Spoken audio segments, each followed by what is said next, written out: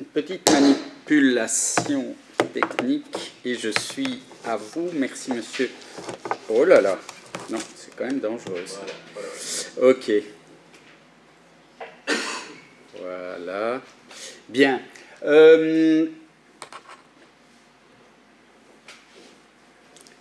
Alors, cette matinée, c'est le droit comme marchandise. Alors, une marchandise, c'est quelque chose qui s'échange sur un marché. Et quand on va au marché, eh bien, en général, on a le choix. On va acheter des vêtements ou des fromages de chèvre ou du saucisson. Et alors, on choisit entre plusieurs échoppes, au fond, celle dont la marchandise ou bien le tenancier de l'échoppe nous paraît offrir le meilleur sourire. La concurrence, si on transpose ça au niveau du droit, la concurrence le marché des droits, c'est précisément, et la concurrence normative me semble devoir être définie comme étant la situation dans laquelle des sujets de droit sont mis en position ou se mettent eux-mêmes en position de pouvoir choisir entre plusieurs règles ou ensemble de règles juridiques, celle qui leur paraît la plus favorable à leurs droits, à leurs valeurs ou à leurs intérêts. Cette situation entraîne ce que l'on appelle généralement la concurrence normative. C'est un sens un peu trop étroit, j'expliquerai à la fin de l'exposé, une réaction de la part des producteurs de droit qui vont donc essayer d'attirer certaines personnes, certains biens, certains capitaux sous leur juridiction au sens anglo-saxon du terme ou sous leur empire, mais le terme, vous l'aurez compris après l'exposé d'Antoine Bayeux, est beaucoup trop fort. Et cette situation de concurrence des droits à laquelle nous sommes particulièrement sensibles dans cette période de globalisation n'est en fait pas du tout nouvelle. Et il faut ici se référer à mon très cher professeur Jacques van der Linden, qui a beaucoup étudié les situations où il existe plusieurs ordres juridiques, c'est spécialiste des pluralismes juridiques sur le plan historique, sur le plan comparatif et sur le plan anthropologique, qui, fort de cette expertise, nous dit « Dès que deux ordres juridiques entrent, ou normatifs même, dit-il, deux ordres normatifs ou plusieurs entrent en contact, ils entrent nécessairement en concurrence. » Et c'est vrai que la concurrence des ordres juridiques, c'est quelque chose qu'on trouve déjà évoqué par Adam Smith au XVIIIe siècle pour les capitaux. On le trouve de manière extrêmement intéressante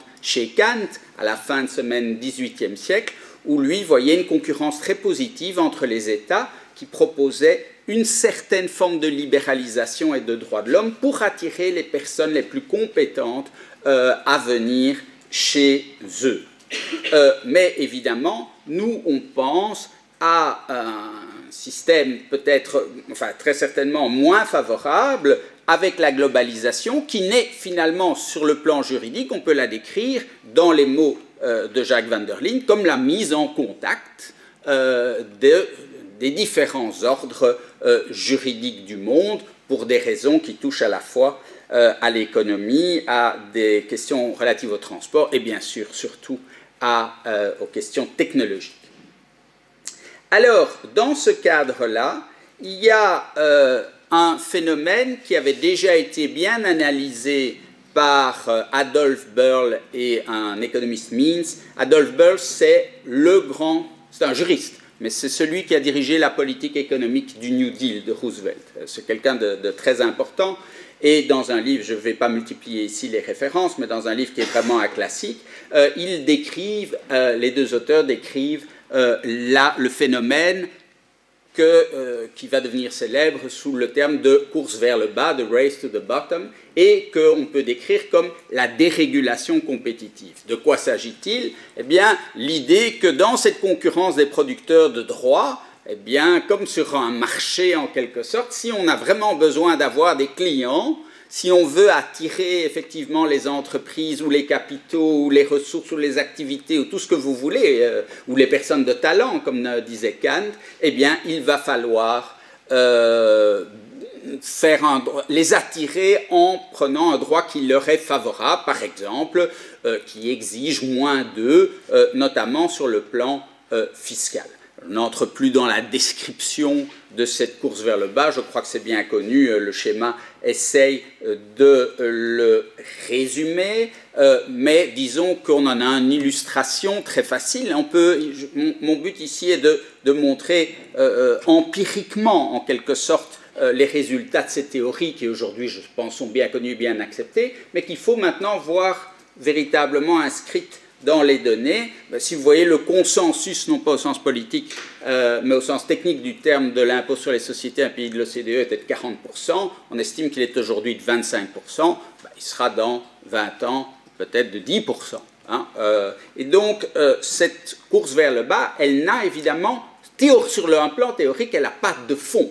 Hein. Le fond, c'est l'état de nature qui, évidemment, n'est pas très favorable pour aucun acteur économique. Hein. Donc les acteurs économiques et les acteurs non économiques d'ailleurs ont un intérêt à avoir un certain niveau de droits et de services publics et même de payer pour ça, mais il n'y a pas de limite théorique à la course vers le bas. Alors cette course vers le bas, elle pourrait sembler comme se déroulant de manière un peu automatique. Ce n'est pas tout à fait le cas dans la mesure où elle est stimulée, pour ne pas dire organisée, notamment par les institutions dites du consensus de Washington et notamment la Banque mondiale qui a fait de très nombreuses réalisations comme le FMI et comme certains gouvernements et comme l'Union européenne pour faire jouer la concurrence en quelque sorte.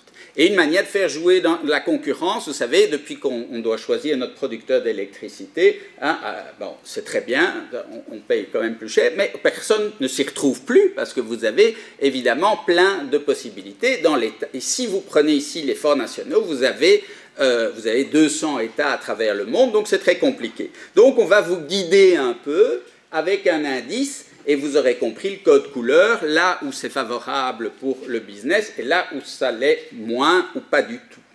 Cet indice est un classement. Et ce classement est fait sur base d'un certain nombre de points. Et ce nombre de points est attribué en fonction de certaines dispositions, pas toutes juridiques, mais il y en a une importante partie qui sont juridiques et qui ont parfois causé scandale, comme le fait que, par exemple, si vous diminuez le niveau de protection sociale, vous gagnez des points dans l'indice Doing Business. Et pour aider un petit peu les États à gagner des points, eh bien, il existe différents outils, dont le fameux outil de simulation de réforme, qui permet à... Donc, vous avez en fait sur le site... Ça n'est pas accessible à vous tous, sauf si l'un de vous est un État, ou son agent, pourquoi pas. Si vous voulez, vous avez à la fois tout un tas de réformes qui ont été effectuées dans le monde, qui sont mises comme loi modèle. Vous avez une sorte de typographie, de listing de ces types de réformes, par exemple. Je vais supprimer toute possibilité d'expropriation, par exemple. Et alors, si vous dites, ben voilà ce que je vais faire comme réforme, l'indice vous dit combien vous allez gagner de points dans l'index. Du coup, vous allez regarder dans l'index, vous dites, je vais faire ces 3 réformes-là, je vais gagner 8 places. Et puis, le nouvel indice d'index sort et vous n'avez gagné que 2 places. Pourquoi? Parce qu'évidemment, les autres États jouent dans la même course et ont aussi voulu gagner des places. Et donc, vous voyez comment avance alors la déconstruction du droit vers un niveau de régulation dont le standard est en réalité fixé par les normes sous-jacentes qui sont les modes d'attribution des points aux différents pays. Donc vous voyez que c'est un dispositif en réalité de gouvernance qui est assez efficace dans la mesure où la Banque mondiale annonce plus de 3000, je n'ai pas vérifié récemment, on est peut-être à 4000 maintenant, plus de 3000 réformes du droit pour allant dans le sens de l'index. Alors 3000, on peut se dire, est-ce que c'est beaucoup? Est-ce que c'est pas beaucoup? Ben, je propose un critère un peu idiot, j'ai dit qu'il y avait 200 États, 3000 réformes, c'est 15 réformes par État, en moyenne. Alors, j'ai essayé de vérifier avec une série de collègues, dont une collègue de Saint-Louis que je salue, Isabelle Haché, l'impact de cette concurrence réglementaire sur les droits positifs nationaux. Et j'ai eu la chance de diriger une petite étude dans le cadre de l'association Capitan, dont les résultats ont été publiés en 2017, et qui a pour but de voir, effectivement, est-ce que, selon des experts académiques, ce sont tous des professeurs de droit, interne, il y a eu modification des droits positifs, et voilà l'effort en question. Donc vous aurez compris que cette étude est tout sauf globale, hein, on a fait avec les moyens du bord, mais vous voyez les différents pays concernés. En vert, j'ai mis ceux de l'Union européenne, en bleu, ceux qui, sans être de l'Union européenne, sont de l'OCDE, pour montrer quoi? Qu'il s'agit en grande majorité de pays développés, hein, parce qu'on pense toujours au fait qu'il y a une déconstruction du droit des pays les moins avancés, parce qu'ils sont sous la pression des multinationales. Mais voyons ce qu'il en est pour des pays comme le nôtre. Vous avez vu, et c'est Isabelle Haché qui avait fait le rapport national, que la Belgique est incluse dedans. Alors, première question, est-ce que vous avez pris des mesures pour empêcher les pratiques de lot et de forum shopping? Et là, vous voyez une réponse qui est somme toute encourageante. 2/3 des États, dans l'étude évidemment, indiquent qu'effectivement, elles ont pris ce type de mesures qui visent à lutter contre la dérégulation compétitive, vous l'aurez compris. Antoine Bayeux indiquait la tendance à prendre des lois avec des effets extraterritoriaux. Là aussi, y a-t-il des dispositions qui ont été prises par le pays? Vous voyez que ce n'est pas les États-Unis, en l'occurrence, ce sont des pays qui sont parfois beaucoup plus modestes.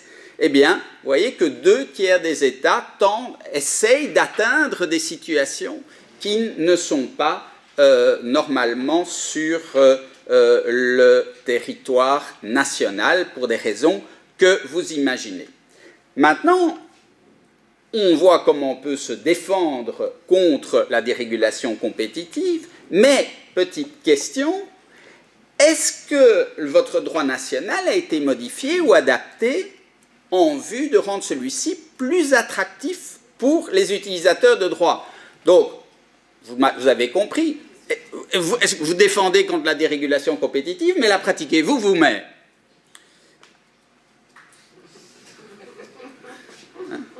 Donc 92% dans 2% des pays, cette pratique existe.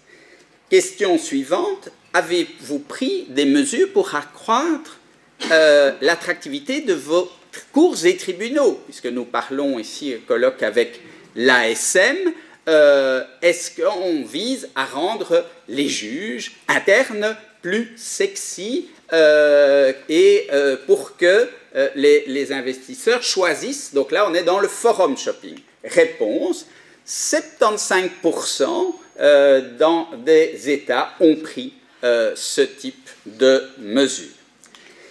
On va un pan plus loin. Est-ce que vous auriez pris des mesures par lesquelles l'État renonce à certains de ses privilèges de souverain? Et là encore, 2/3 des États renoncent, et vous avez vu, hein, ce sont des États, je le rappelle, de l'Union européenne, ce sont des États très développés, 2/3 des États ont pris des mesures dans lesquelles on renonce aux privilèges de souverain. Alors, dernière question, vous allez la juger un peu anecdotique. Est-ce que vous faites des campagnes de publicité, puisqu'on est sur un marché? Alors, la communication, ce n'est pas toujours quelque chose de facile, mais est-ce que les États font leur pub pour dire comme leur droit est bien? Ah, là, pas tellement, alors, ou on ne sait pas, mais disons que seulement un tiers des États feraient leur pub. Alors, pourquoi je posais la question? Parce que regardez, vous voyez ici l'État de New York qui fait sa pub pour qu'on choisisse le droit et les juridictions new-yorkaises. Vous voyez aussi ici les Anglais et les Gallois qui proposent la même chose. Alors, ce n'est pas étonnant puisque New York et Londres sont deux places les plus fortes du monde et c'est directement lié aussi parce que ce sont les deux plus grandes places financières du monde. Donc, il y a des liens, bien entendu. Mais regardez, les Allemands, ils ne s'en laissent pas compter. Et justement, ils comptent. Et ils montrent que c'est peut-être très bien d'utiliser le droit de common law, qui est toujours très bien dans les classements, mais ça coûtera moins cher de le faire en Allemagne. Et d'ailleurs, ils sont mieux classés dans l'indice Doing Business que leurs concurrents. Puis vous avez les Français qui, eux, ont sorti un index de la sécurité juridique, un contre-index, si vous voulez, par rapport à l'index Doing Business, qui vise à montrer que les systèmes de droit civil sont, contrairement à tout ce que la bataille des idées a imposé, à savoir que les pays de droit civil seraient plus intéressants, plus efficaces sur le plan du droit économique que les pays de common law. Alors, évidemment, cette régulation que nous voyons, cette concurrence des États, nous la voyons au niveau mondial, mais la question qui se pose, et qui est répondue d'ailleurs, c'est la question de savoir si, au fond, dans l'Union européenne, c'est une sorte de bouclier contre cette situation mondiale de dérégulation compétitive, ou bien si l'Union serait, comme on dit, le cheval de Troie de la globalisation. Et de ce point de vue-là, je pense qu'en fait, c'est une question de droit, mais je veux dire que les évidences, les preuves ne font pas de doute, puisque s'il y a évidemment une politique d'harmonisation au sein de l'Union européenne, nous savons tous que sur les plans tout à fait vitaux de cette concurrence, c'est-à-dire en matière fiscale, où il faudrait l'unanimité, en matière sociale, où le droit de l'Union européenne fait défaut, il a même quelque chose de très choquant par les minima qu'il propose, eh bien, en réalité, on a organisé le forum shopping à l'intérieur et le law shopping de l'Union européenne, et c'est la même chose depuis la nouvelle approche pour des normes techniques dont Antoine Bayeux a souligné avec raison l'importance, puisque là aussi, en matière de normes de santé, de sécurité et environnement, sous réserve du respect des exigences essentielles des directives, eh bien, on peut avoir sa carte d'identité pour entrer sur le passeport, pour entrer sur le marché européen, en respectant les normes, les procédures, les dispositifs des différents États qui sont en principe reconnus comme équivalents. Voilà pour l'Union européenne. Bien entendu, cela vaut à l'intérieur même des États. J'ai dit comment, ou je ne l'ai pas dit, mais comment Berle-Means avait conceptualiser le système de dérégulation compétitive, c'était au niveau du droit des sociétés aux États-Unis, avec le fameux effet Delaware. Donc vous avez un État qui vise à être toujours plus bas que les autres en termes d'exigences, de toutes sortes, fiscales, sociales, réglementaires, formelles, etc. Donc vous voyez là que c'est une concurrence à l'intérieur d'un ordre fédéral, et bien entendu, il ne faut pas être un État grand comme les États-Unis. Vous avez le fédéralisme en Belgique, appelle, et c'est déjà en cours, une concurrence fiscale, sociale, au niveau de la sécurité sociale, etc., à l'intérieur même de ce pays, dont même si nous sommes très fiers, on va dire que c'est quand même tout petit. Donc là, il n'y a pas de raison. On peut se faire une concurrence normative entre deux communes ou entre deux entreprises. Enfin bon, il ne faut pas trop limiter ça aux États. Et alors j'en viens au dernier point de mon exposé, et je le pose sous forme de question.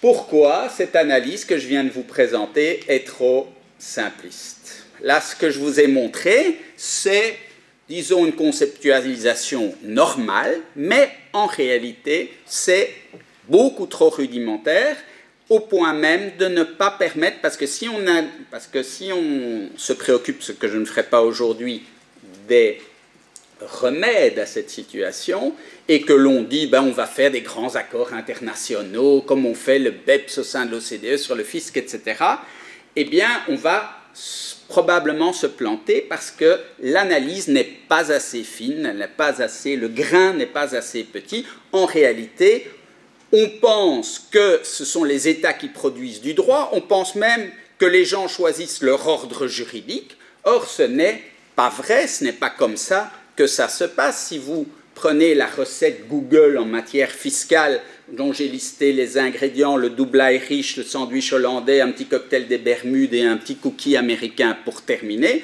ça devient presque plutôt un menu qu'une liste des ingrédients. Eh bien, vous voyez quelque chose qui nous apparaît évident, c'est que non seulement on ne choisit pas, il n'y a pas un sujet de droit ne choisit pas un ordre juridique, comme à l'époque de Kant, je décide d'aller m'établir dans tel État allemand plutôt que dans tel autre. Il y en avait 200 à l'époque rien qu'en Allemagne. Donc, mais il s'agit de dire pour chacune de mes opérations, je peux choisir une règle. Et bien entendu, et c'est là que mon titre devient un peu moins énigmatique, les États fournissent de la matière première au droit, mais il appartient à l'industrie juridique de transformer cette matière première en allant se fournir dans différents ordres juridiques pour, en réalité, construire un produit fini. Et c'est là, on a toujours cette tendance, encore maintenant, même si après quelques efforts, je pense que, et après surtout l'évolution de la réalité, les gens commencent à faire des progrès. On a toujours cette vision de nationalisme méthodologique et de point de vue de survol. On voit toujours comme ça la carte politique du monde, on voit des ordres juridiques. Mais si on veut bien comprendre ce qui se passe, c'est une approche pragmatique sous l'angle, c'est pour ça que je proposais cette définition au début, c'est le sujet de droit qui est mis ou qui se met en position de choisir, etc. Si on veut voir ce qui se passe, il faut apprendre le point de vue d'un participant qui, lui, cherche à obtenir un avantage, le fameux Badman de Holmes, qui peut être un homme d'ailleurs tout à fait bon.